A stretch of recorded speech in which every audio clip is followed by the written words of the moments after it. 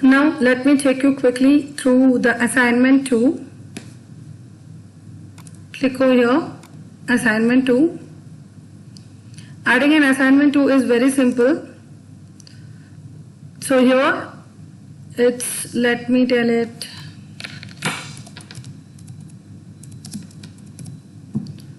we can give the start time and end time, so the assignment will be available only at that time for the student. We can tell the date and we can also tell the time over here.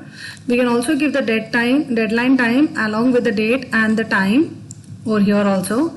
I can tell which is the class for whom it has been assigned to and what is the subject. So this is mentioning is important because whatever the answer sheet that is submitted by the student, it has to come down to the respective teachers.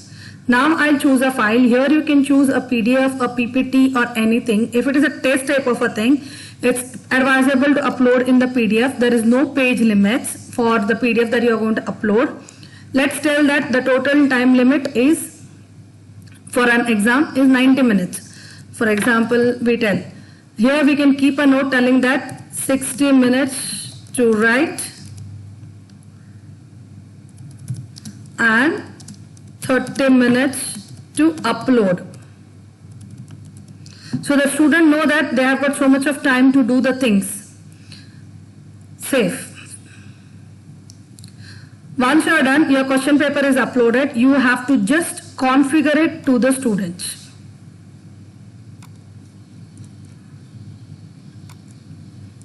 This has already been set and it is gone to the students.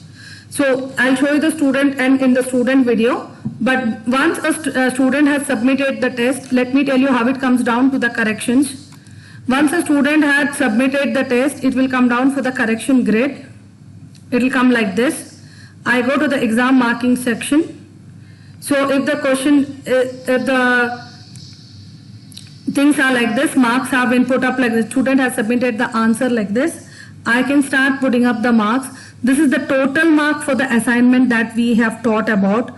So if there a student has given multiple pages, there would be multiple pages which I can click on this and I can go on multiple pages.